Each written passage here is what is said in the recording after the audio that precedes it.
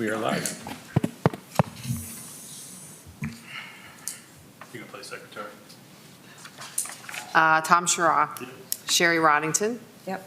Elizabeth Collins Bix. Yep. Dave Waddington. Here. Bernie Seiler. Here. Sean Coakley. Here. Tondra Frisbee. Here. Annette Salette. Here. Chris Mailing. Here. Nick Harrow. Barb Rose. Did not hear from her. Larry Wren. And Devin Johnson. All right, looking over June's minutes. Any corrections, deletions? Move we accept. In 3, we have some, in new business, Juneteenth, we have a couple typos There's that some we issues there. will address. And in 2, old business, the Salvation Army needed to be added with the, oh, wait a minute. Salvation Army is providing free lunch. Yes, I've seen mine here. All right, no, that's right. That's fine. But if no corrections?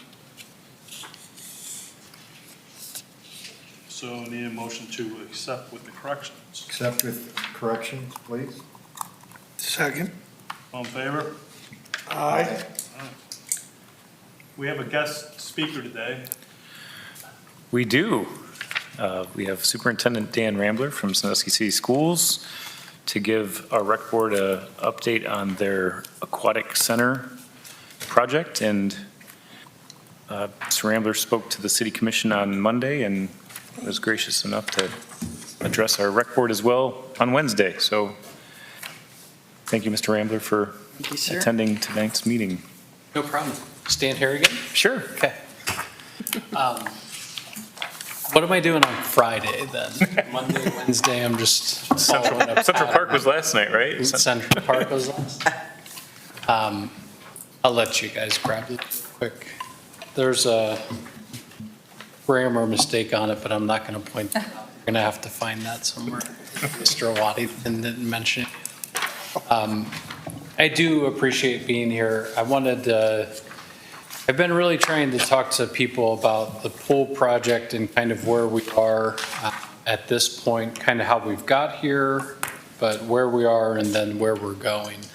I did meet with the City Commission, and then last night we have a monthly Blue Streak Connect meeting, which was at Central Park last night, which was well attended. I mean, as far as those kind of monthly kinds of meetings go, it was pretty well attended. I think we had around 15, 16 people, and then we walked around the park and gave out popsicles to kids that were out and about, and I played some basketball and drained to 3 at the end right before I left. Got to go on a high note. So I'm going to talk about that for a while. I'll make sure that's in the minutes. Thank you. Yeah, because Ebony turned her way right when I did it, and a couple of the kids were like, I didn't see that. So that would be appreciative.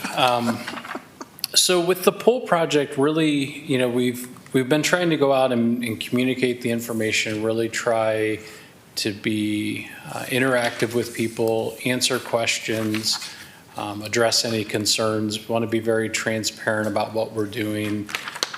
Project's taken a number of years. I know that people have some different anxieties and concerns. So I think that the more that we're communicating the information, the better it'll be for everybody.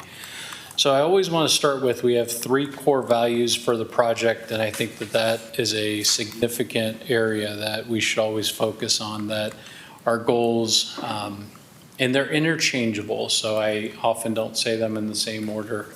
The goals are to teach kids to swim, have a facility for our competition swim programs and our swim programs in the district, and then have the ability to provide community access to the aquatic center as well. Having everything that we decide and do run through those core values is incredibly important, so we're consistent with what our goal is of the aquatic center.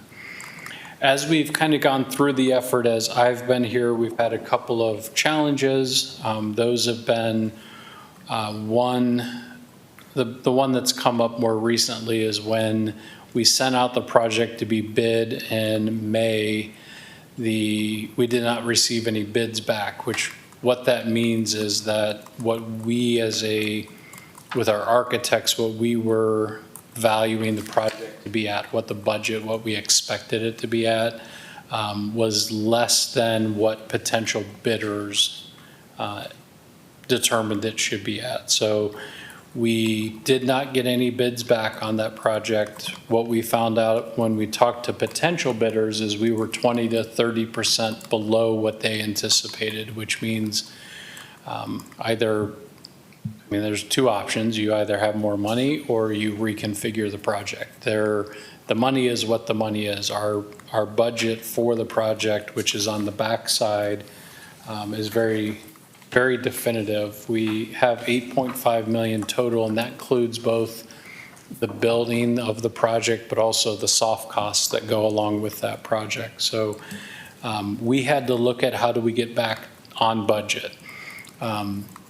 So we had to look at where our plans were at that point and kind of bring them back into focus. Previously, we had looked at a pool and a kind of a multi-purpose room. Now we are looking at a pool that will go within the current site that we have and expand it. I've been saying about 30% of the original pool building will be expanded. I was telling somebody the other day that it's somewhere between 30 and 50 feet into the parking lot is what the addition onto that site will be.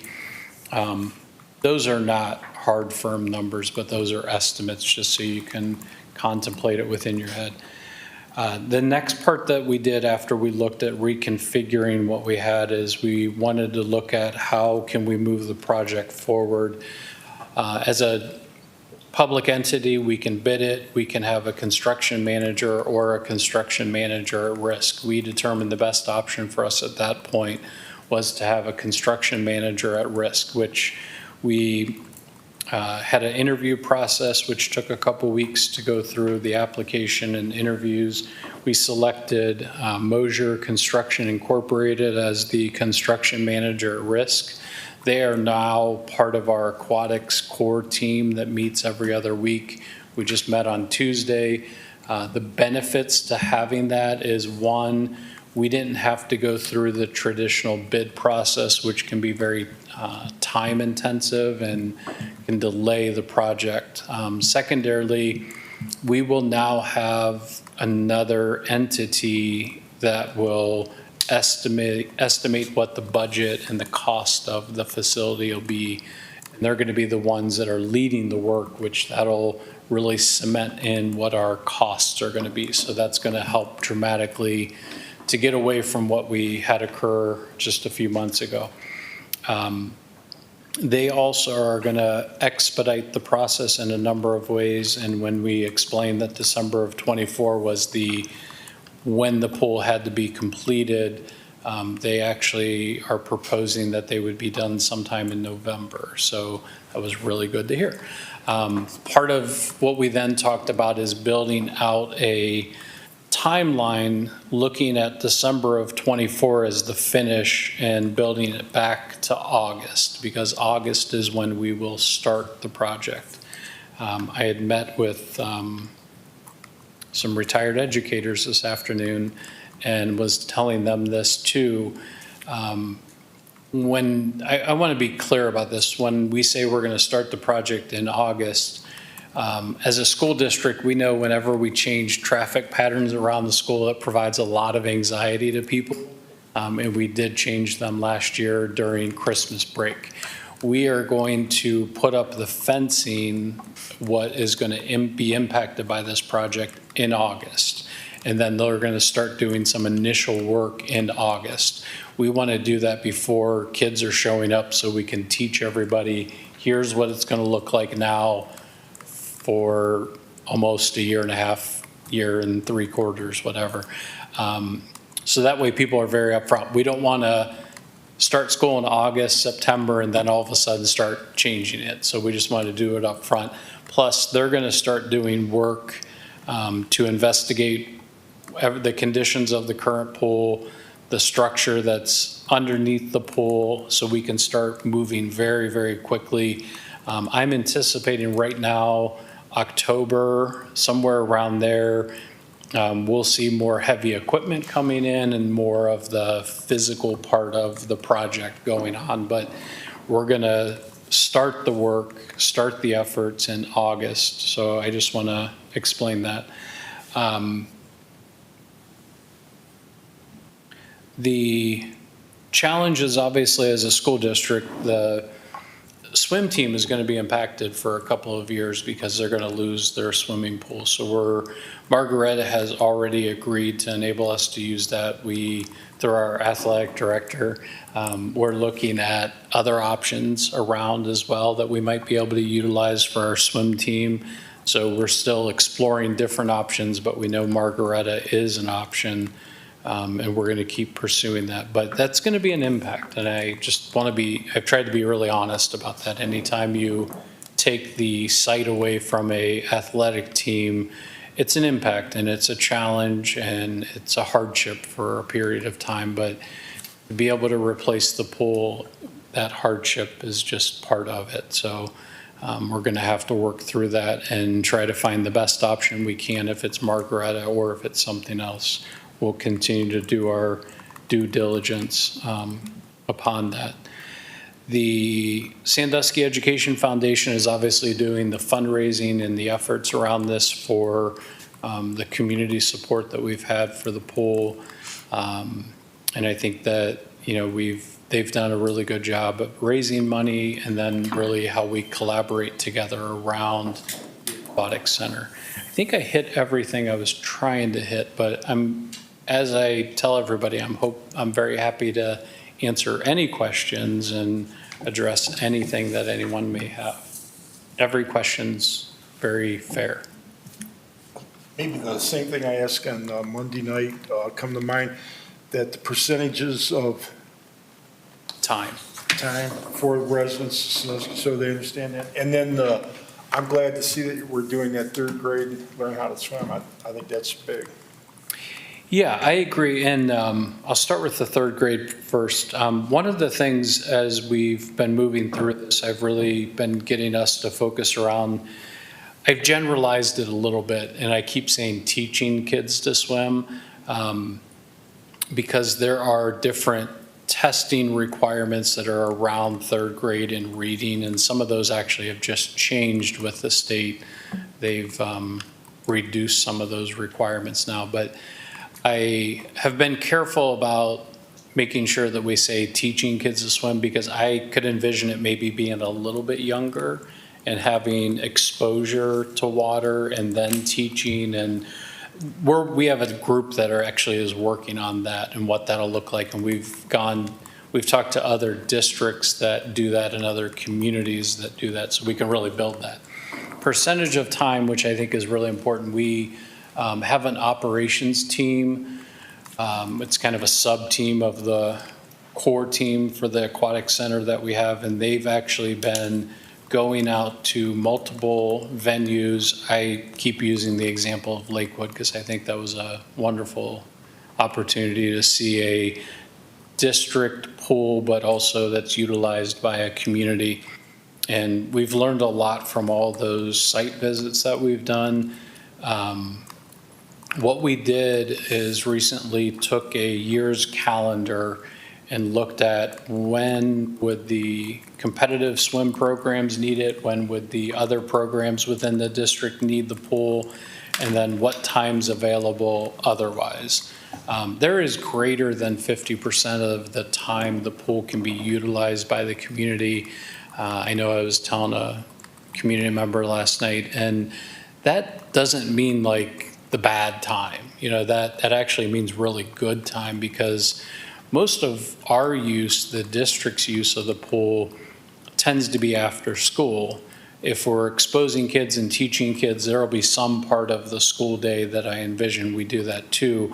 But there's going to be a lot of time that the community can use it, and it is greater than 50% of the time. Plus, much like football football only uses the football field for a certain period of time. There's a lot of time that they don't. Same thing with swimming. There's a swimming season, and then there's a huge amount of time that it's not the same. So I feel very comfortable in stating that it'll be beyond 50% of the time. There can be the opportunity for lap swimming in the morning.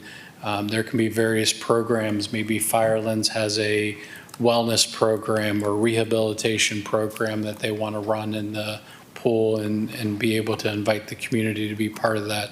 And I think that that's our next steps of really developing those partnerships through the different community entities we have, the city, and really developing what that will look like, because we need to make sure that others are partnering with us to enable that to happen. But Mr. Waddington, that was a really long answer to say it is far greater than, it's greater than 50% of the time that the pool will be open to the community. So just the community will have time just to go swimming?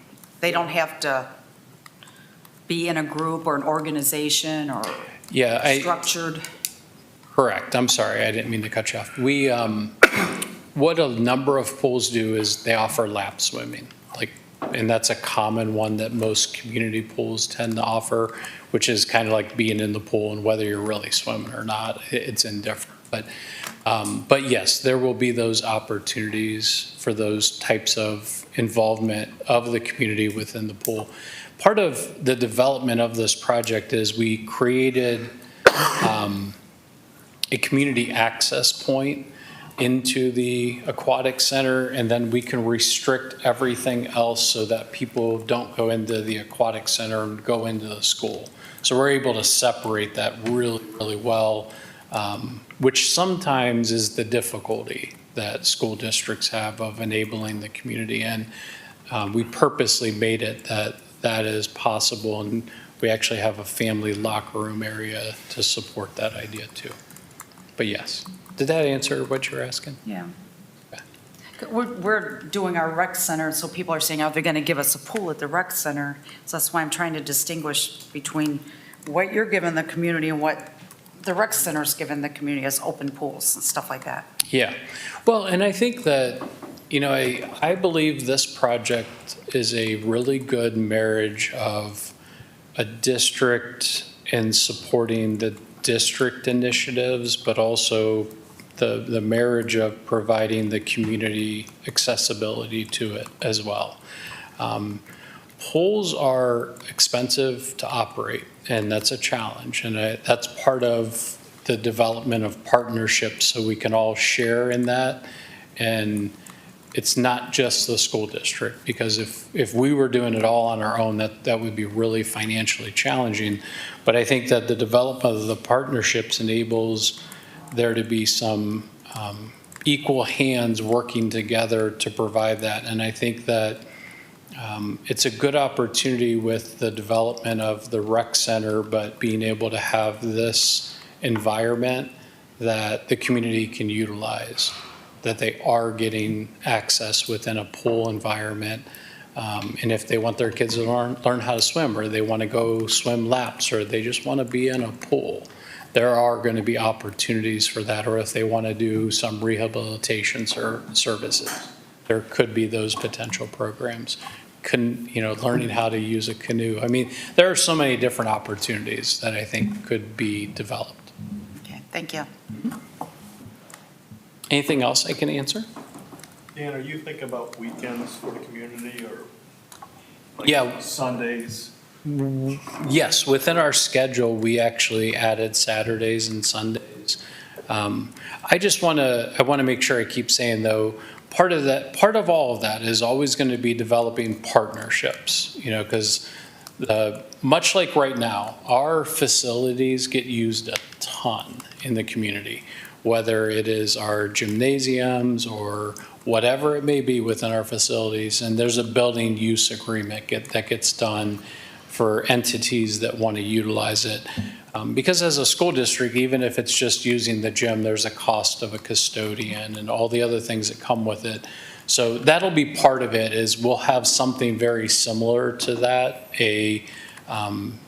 like a building use agreement for just the aquatic center. So it'll be for that site. But we'll be able to do that. I also think it'll be interesting because we will have an opportunity, and I know with our swimmers, a number of them get trained as lifeguards. So that might be a job opportunity that they would have too, is that we're going to have open swim and we need 3 lifeguards. And maybe our students are getting trained in that and they could also do that type of job. But yeah, Saturdays and Sundays will be part of it. And that's part of when you look at a 365-day calendar, you see all the openings that become, and it is a lot of time that is open to community accessibility.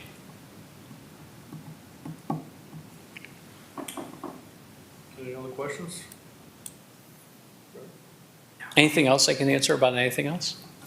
I think you've responded well to the setback that took place earlier in the year, and it's obviously something that had to get going, but I think this timeline looks great. It's a real positive thing. Thank you. One of the other points because people will ask me this, so I just end up telling everybody, I'm not handing out images of what the pool is going to look like right now. And part of the challenge is when we had that recently and we sent that out and then we had to make a change, I don't want to keep giving out examples, this is what it's going to look like, and then I tell you a week later, you know what, that's not what it's going to look like. So we will have that finalized within a few weeks, and then we'll be providing that with people. But I want it to be 99% done, and this is what it is. So that way people don't keep seeing new things and new things, because I appreciate from talking to community members that the evolution of the project has gotten frustrating to people too, and they don't want to keep seeing the changes. They want to see what is it. So that's why you're not getting that tonight, because we're finalizing all that, but within a few weeks we'll have that. Anything, Dave? Mr. Birdie, you got any? I sat through this presentation on Monday night, and so I apologize for being tardy for this one, but I've heard this speech before, and it's a good one. Yeah.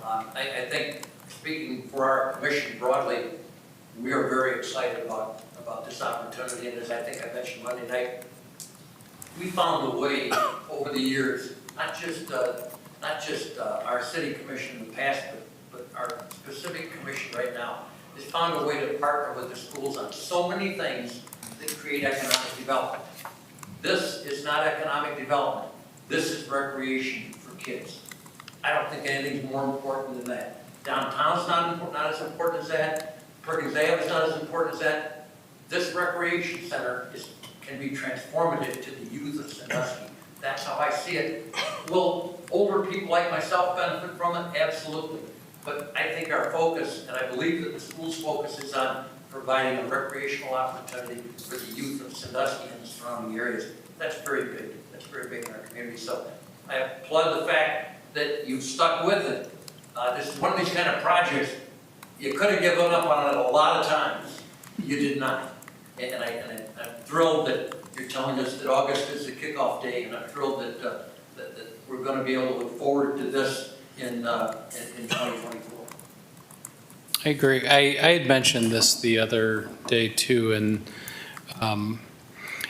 having come into the community from outside the community, I feel like I see everything from a fresh vantage point. And sometimes when you're somewhere for a while, you don't see it the same way just because you're used to it. It's not a bad thing. It's just human nature. If you live in Florida all the time, the sun doesn't excite you anymore because you see it all the time anyways. What I've found from coming to Sandusky is we have a phenomenal community here that really does try to work together to support the community and to help kids and to help each other. And we have that feeling throughout the community is very evident. And the other thing I keep telling people too is we have really good people. We have really good kids in this community. And I think anything we can do to keep helping and keep giving opportunities for growth and achievement.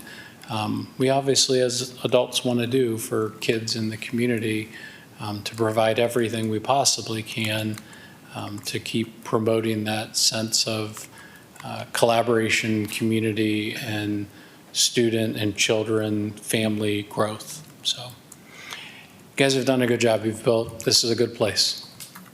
Good job. Thank you, Mr. Rambler. Thank you. Thank you.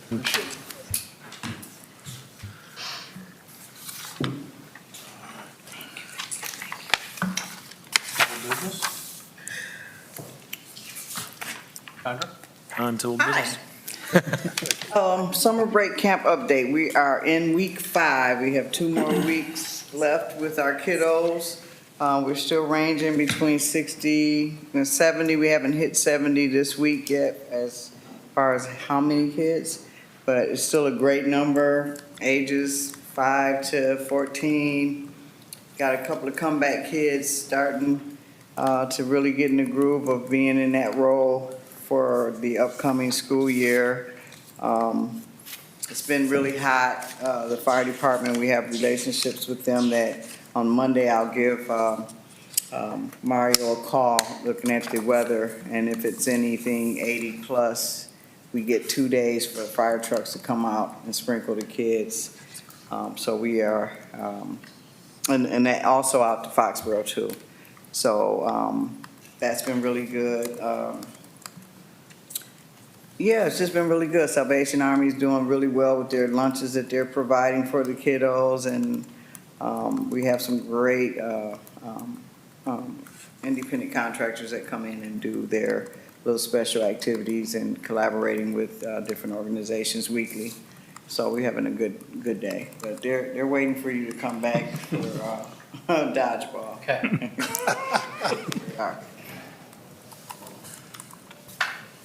And you also have Community Collaboration Day on. Oh, yeah, and that too. So, yeah, Community Collaboration Day is coming up, it's coming up, it's coming up. We would love to have all the support from the rec board if they would like to come out and just see what this year, it's a little different. We are collaborating with the church, Father's Heart Family Church, right up at the corner of Mills and Perkins. So if anybody was familiar with the Central Ave, I forgot what they called that day. We went from Central Ave and Monroe all the way down to Central and Washington, and was blocked the street off, and all the vendors and resource tables were in the street. We're going to kind of copy off of that and do that and connect the 2 organizations with outreach with the street right there at Mills and Buchanan to Mills and Perkins.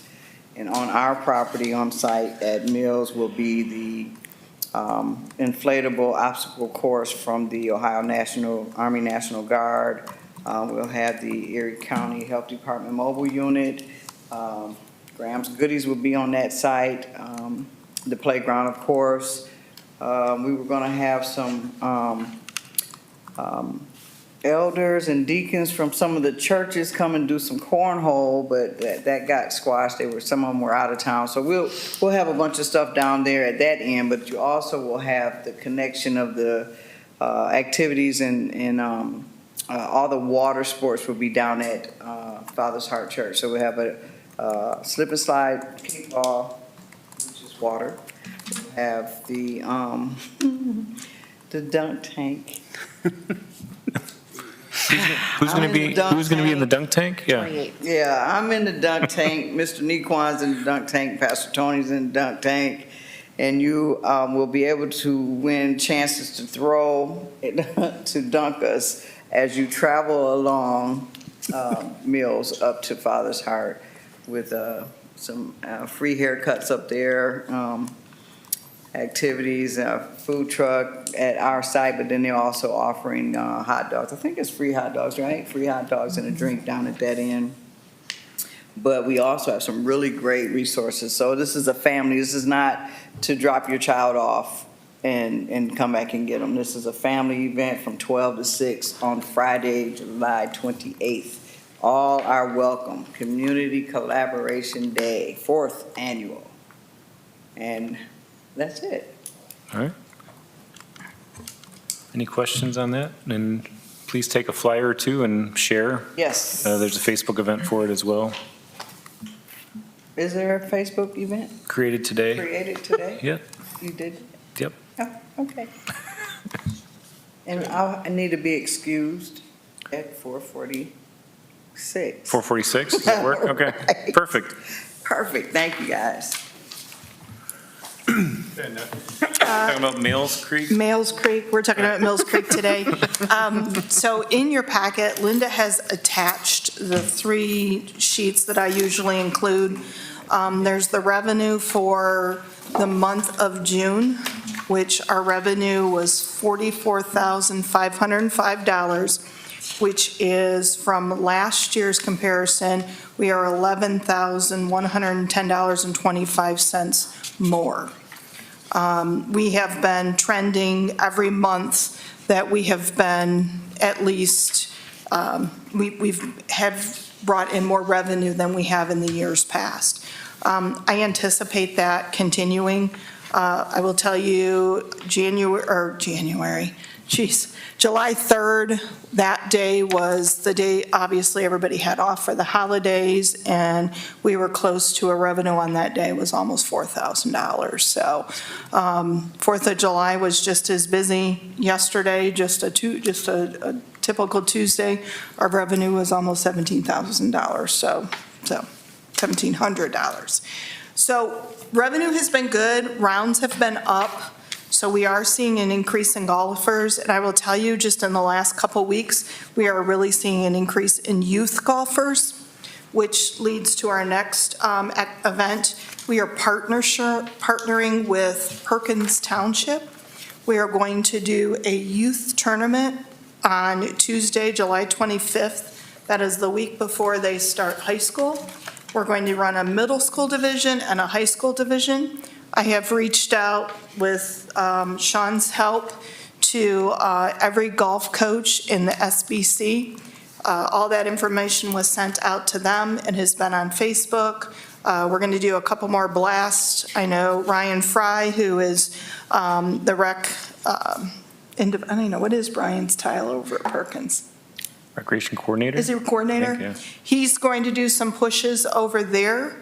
So we're hoping to run a division that way. I know they have agreed to provide all of the prizes and giveaways for the event, and we are providing the location as we have a golf course. So that has been pretty positive. I will tell you right now, we have kids registered from Clyde, Tiffin, Huron, Margaretta. No Sandusky yet, Mr. Coakley. So. But we're looking at that. We're pretty excited about that. I think it's a good event. Middle school, we're going to shorten the holes. We're going to take them about between 130 and 160. We'll tee them off. So we'll put them on orange tees. So we'll go ahead and continue to do that. The second one, our total revenue through the end of June, we are at $119,659. That is $23,638.75 more than 2022. So we are seeing, we are actually bringing in more revenue than we did last year. As the third paper I give you guys is just the rounds, and you will see that we've had an increase in rounds. I will tell you, we are seeing a large number of Sandusky youth coming to golf, and thank you to your continued support by the rec board that we don't charge any Sandusky youth 17 and younger to golf. So they are actually coming out, and we are seeing more people and individuals golfing out there. We just want to build it. We want to continue it. Thanks to commission, we now have the golf course all to ourselves. So that's a good thing. So passes, we're right on target. We sold 95 passes this year. We'll do in August, starting again in the second week of August, we'll do our special that they can purchase a pass for this year, or for next year, use it for the remainder of the year. So we will actually gain some individuals that way. Other things going on at Mills, we have our city championship. We are down to the final four. That would be Tim McKenna, Donnie Fry, Tim Belden, and Tim Zapaka. They tee off at 7:30 and 7:40 Saturday morning, and then the finals are tentatively set for Sunday at teeing off at 7:30 with 36 holes. We created a new format where we did our qualifier, and then we did our next round then. So they actually, some individuals played 36 holes on Saturday. We condensed it from the typical 3 weekends into the 2 weekends, and we had, everybody was extremely happy with that new format. So for us, for bringing in open play, that frees us up for a weekend as well. So that happens this weekend. And I think that's it that I have on Mills. Any questions? I do have 2 other things, sorry. I'm still working, I just have been working with Ohio Department of Natural Resources on the pollinator plots that will go on the areas 4, 5, and 6. And then we're looking to expand it on what we call the triangle over by 9, 2 and 9. It's like a dead zone. And they have given me the plan for us to start to develop the plot. And actually, with those 2 combined areas, we will be reducing mowing on 6 acres. So that is something that will help reduce, will save on our equipment, our maintenance, our time of our staff in mowing. So we're working with that. Bree Holman, Erie Soil, is working on funds to apply for some grants for the restoration of the creek bed. We know that we've taken some hits between the last 2 storms, so we'll just continue to work on that. Cart path update, we are gathering right now road grindings. I know Josh Schneider is working. When we start doing a project, we're going to start dumping there. We actually have 2 other contractors as they're doing some milling of roads. They're going to go ahead and start placing them out at the golf course. So I anticipate that being done by this fall. So a little bit later than we would had wanted, but it will get completed this year. And that would be funds that we received from Department of Natural Resources, Nature Works, and from our capital budget. Anything on Mills? Any questions on Mills? Touch truck? Touch a truck. Can I make a comment on the golf course? Sure. Somebody's got to make a comment about the Sure. golf course. One downside, developing that extra land that you lose balls in, I don't know if I We're going to cut some paths for you, Bernie, so you can find them. That's okay. But, obviously the weather really helps with what It does. we're talking about. But I think the big thing is that you have a 9-hole facility. It's easy to go out and play. It's pretty unique to the area, and it's in great shape.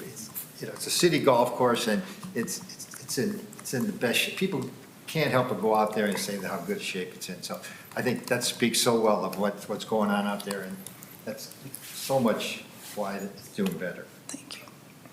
Thank you. Thank you. Sorry, go ahead. Oh, that's okay. Touch a truck? Touch a Truck, Tuesday, August 1st, Paper District Marina. Currently, we have right now 36 agencies that are participating. We'll extend that through next week. Next Wednesday is when we'll take the cutoff for that. We will have myself, Jared Oliver, Mario D'Amico. We will be on WLEC and K96 talking about Touch a Truck.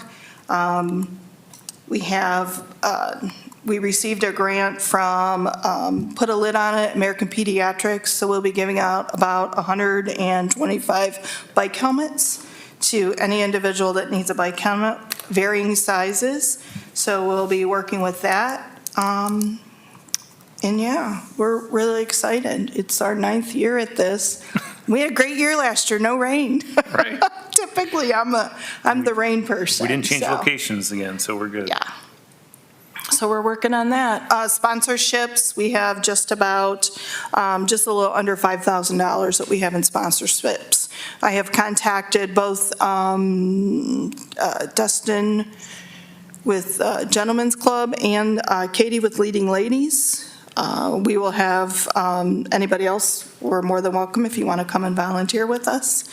We'll have a headquarter tent, we'll have to have individuals pass fitting and giving out bike helmets, just a variety of things to do. Questions? Tuesday, August 1st, touch a truck.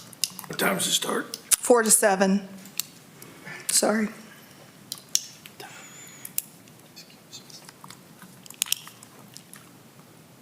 Safety Town? Safety Town. Safety Town is actually the week after, so that is August 7th through 11th. We actually did go ahead and add an additional day.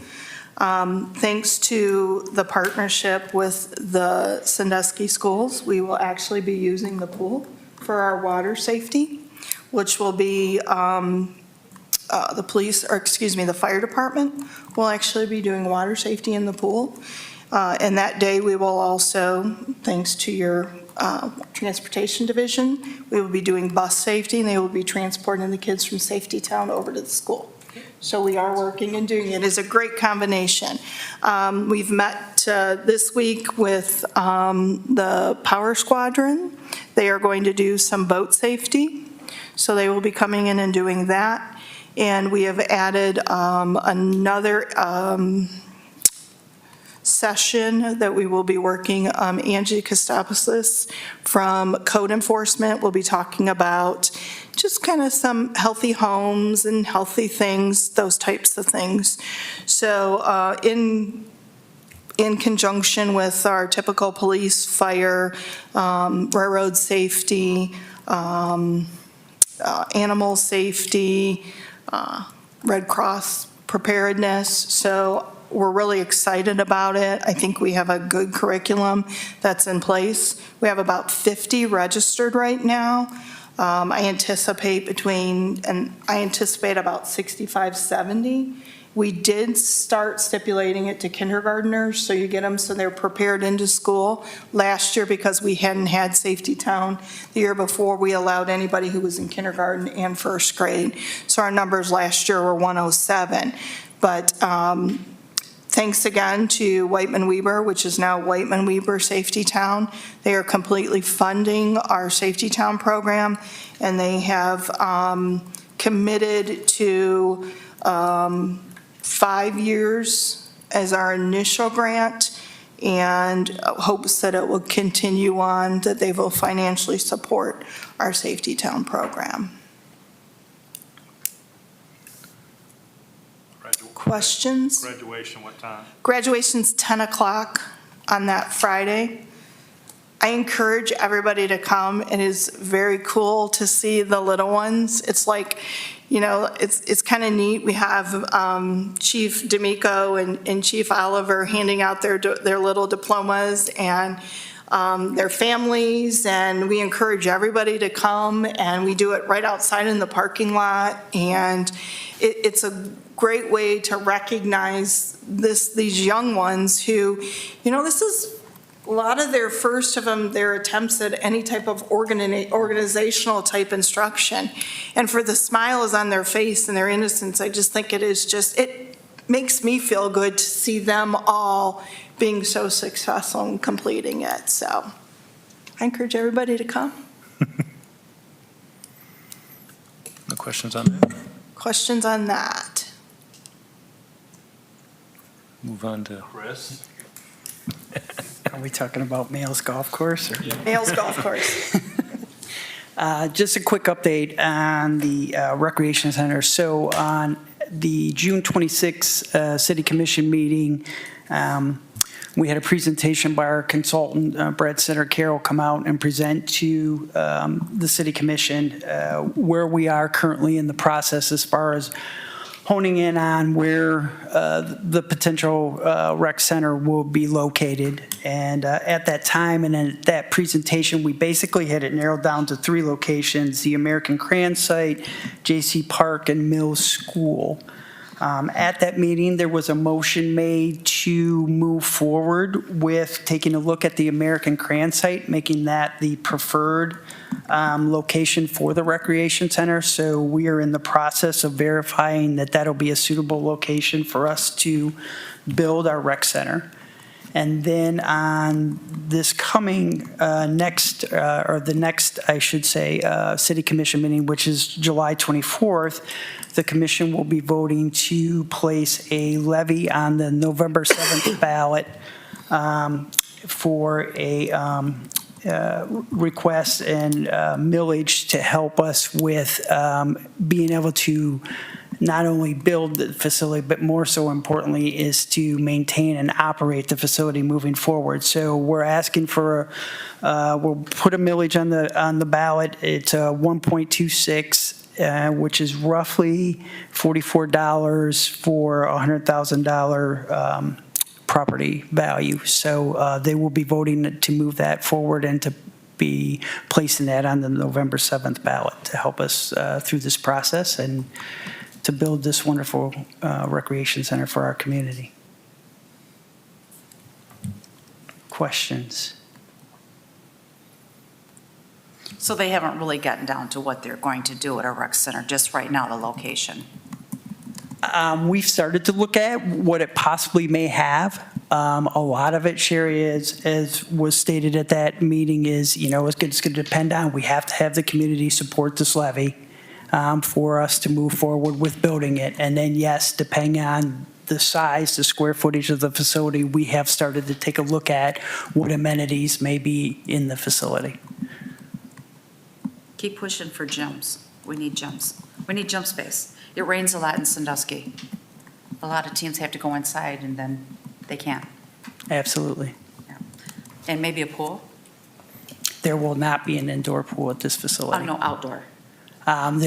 We are looking into water amenities, what that might be. Oh, there's all kinds to it. We need teen/adult activities in the summer. There's nothing at all. Because not everybody can afford Cedar Point. Note taken. Any other questions? Thanks, Sherry. I think that's no business.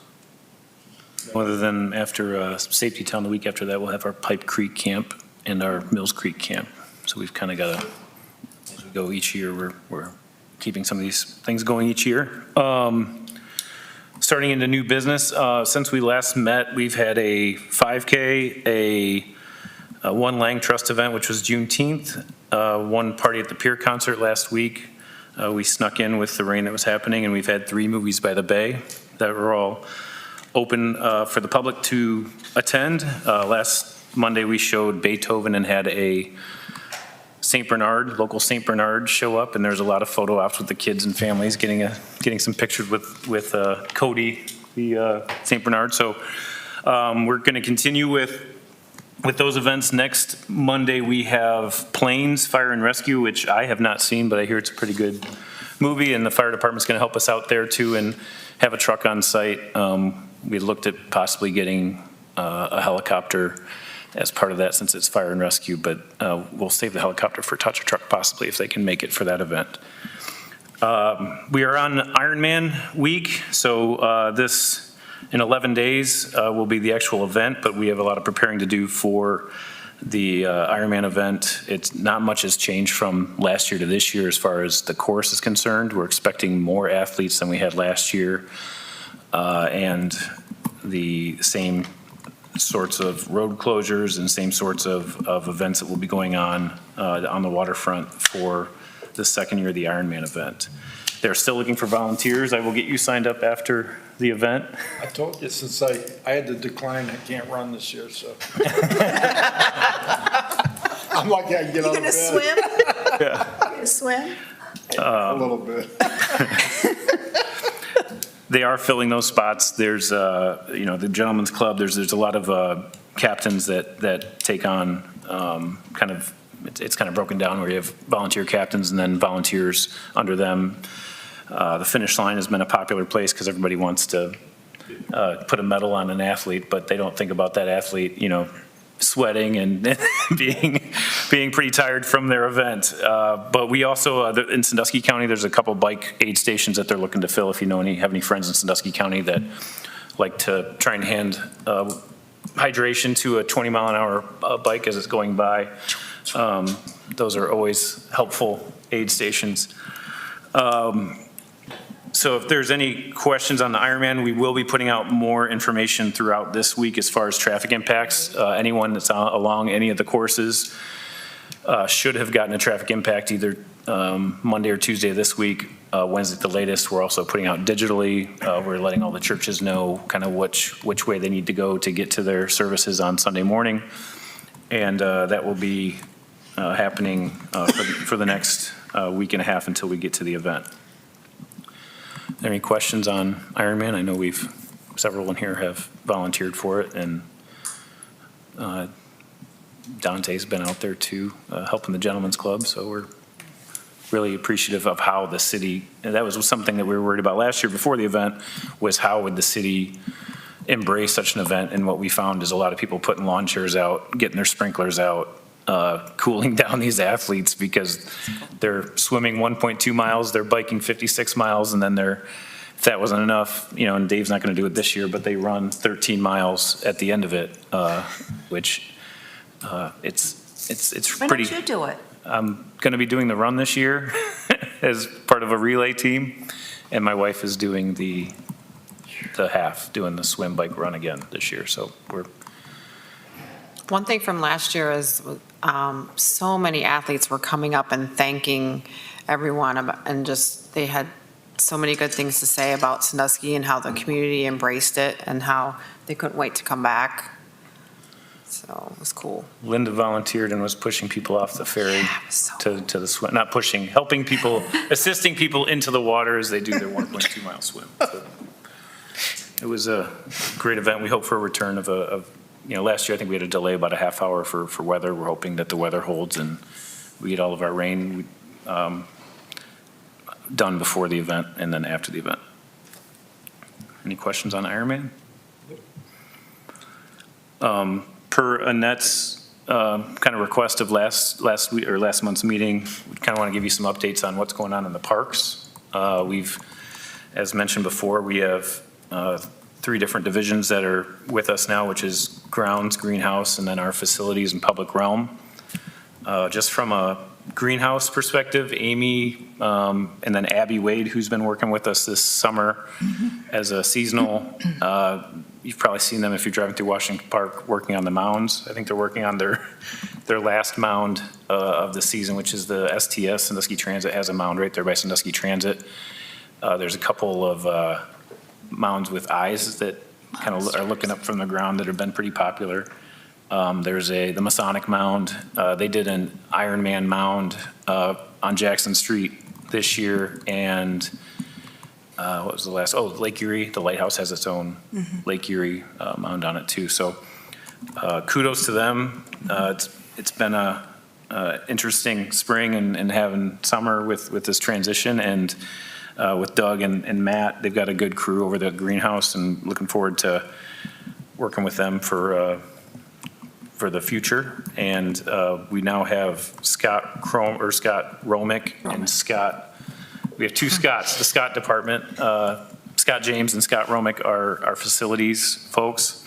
Scott Romick goes by Scooter, so we've kind of got Scott and Scooter there. And then we also have Eric Cromer and Kevin Fitz with our public realm that go throughout the parks and get us ready for the weekends and the events. And then if Annette has anything she wanted to say about the grounds crew, they report to Annette. That's Brian Camp's crew. Yeah, Brian Camp was just awarded our permanent foreman. So we have Brian Camp, we have Tim Hinton and Ed Alexander. We have 3 seasonals who do all the mowing. And when I first took over that division, when they took me out and showed me everything they mowed, I'm like, I don't know how you get it done. It is just a lot of area. equipment that we're still waiting on. We have the tractor is still not in. All the attachments are here, but the tractor is not it's not been into production. The 590 large mower is, Toro hasn't even put it into production, and we're 2 years on this, going on this. So we're still, evaluating that. Fortunately, our other equipment is holding up, so we're working that way. We've been really fortunate with our weather has been so nice that the grass has not grown crazy like it has in the past.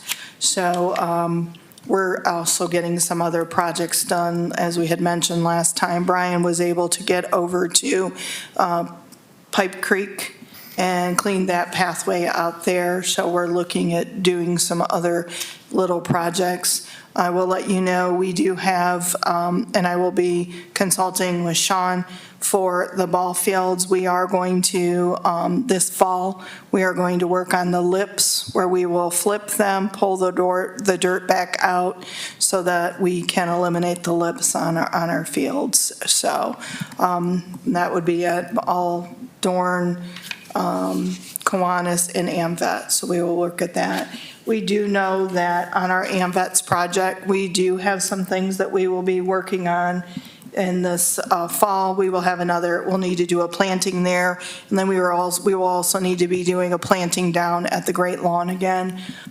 We were able to get a gentleman come in and give us some soil samples to see where we were deficient on some of our minerals.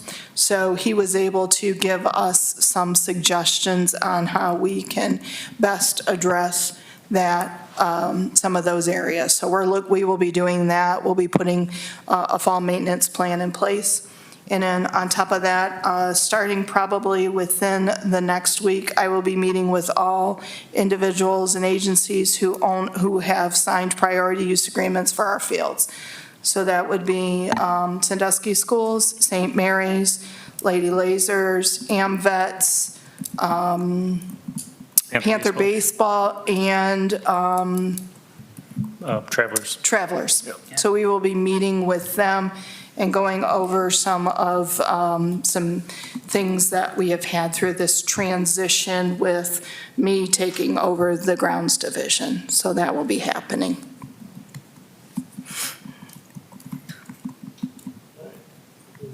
New business? Any questions on any of that? It's a lot, but Chris, what's the target time of the reseeding out at AMVETS? We want to do it yet this fall, but we're also looking at Mr. Coakley having someone come out and grade the fields as we discussed earlier in the process. So that gentleman are actually going to come out next week and take a look at that for us. But yeah, we want to definitely reseed this fall. Around Labor Day, I hope. I'm sorry? Around Labor Day, I hope. Yes. Okay. Thank you.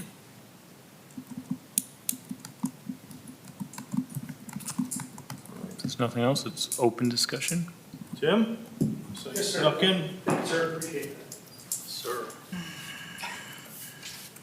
It's good to be polite. You know me better, Matt. Tim Schwanger, born and raised in Sandusky. I'm not here on behalf of myself tonight. I'm here on behalf of what I'm hearing in the community and what we're seeing on social media, AKA Facebook. There's currently about 4 or 5 different Facebook pages that there's conversation going on about the rec center. And what I'm seeing and what I'm hearing is, number one, this process was like no other process that we've had before in this community. I'm going to take you back to the days of Lions Park, where there was a master plan for Lions Park. They held community meetings. I believe they were at the county building.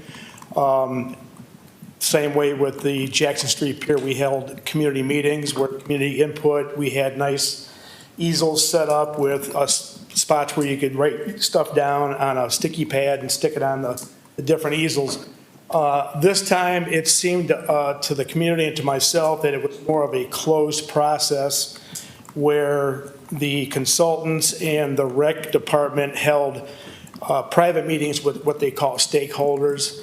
It just so happened that Cedar Point was actually involved in 2 of those stakeholder meetings. So the community is a little bit disappointed that there was not more of an open process. We do know that we had the survey, but again, surveys are asking specific questions. Although there was a spot for comments, you don't really get the amount of feedback you would have if you had an open public meeting. So that's concern number 1.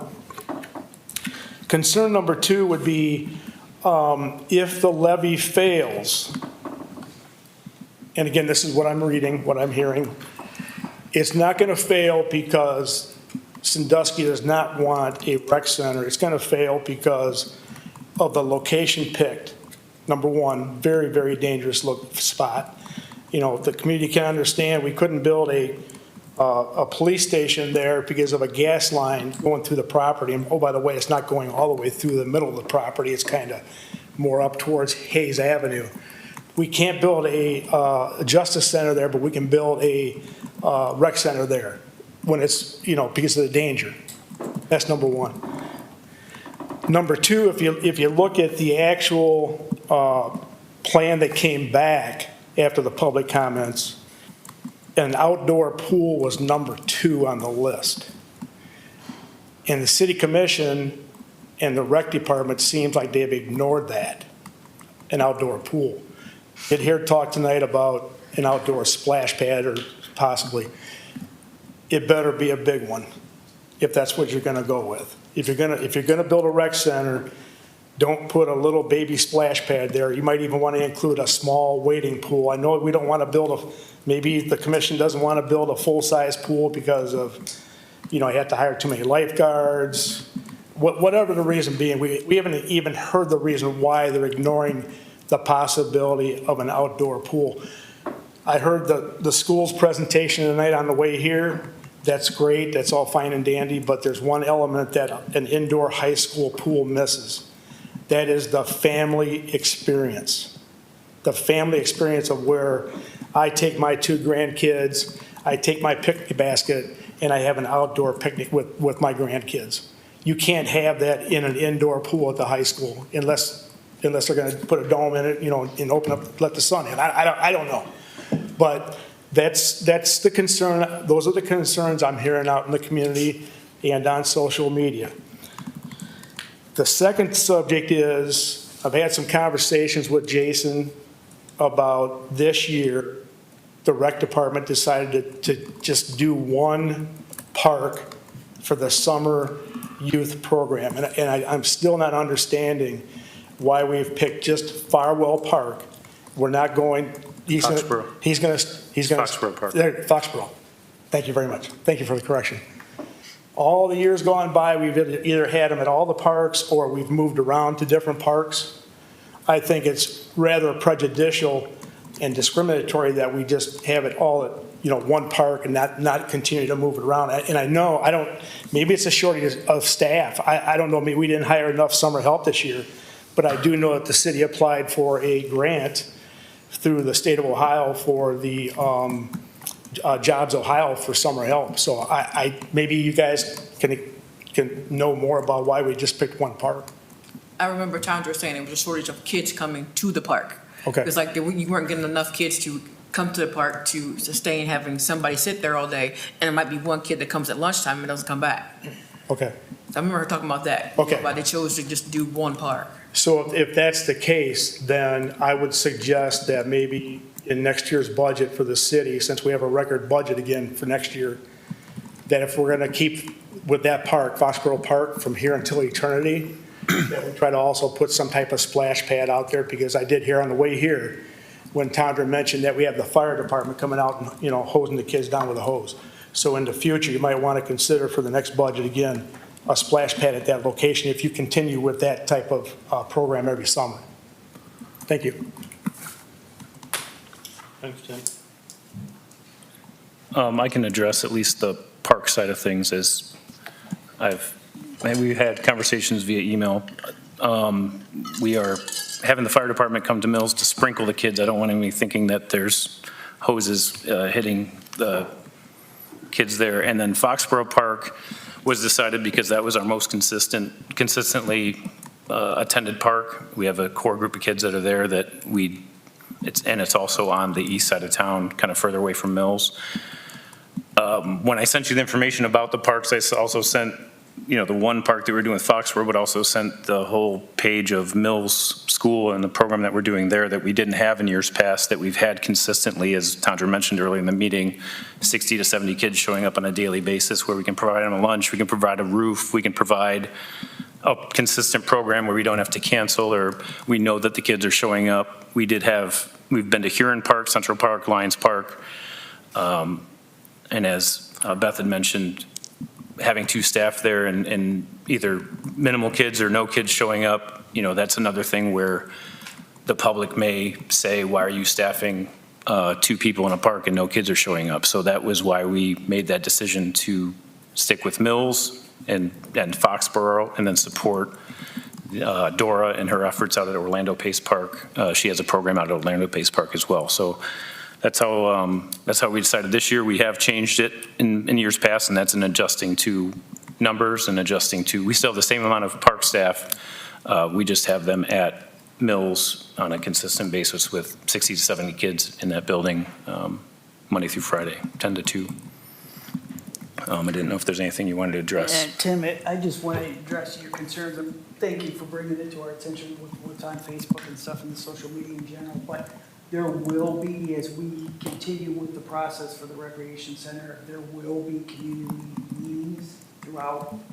We're looking at scheduling those once our consultant gets back next week she took a vacation. She's entitled to that, but we are gonna have community meetings where we are gonna have some input on, what amenities you would like to see in our recreation center. And to Sherry's point, we know we need gyms.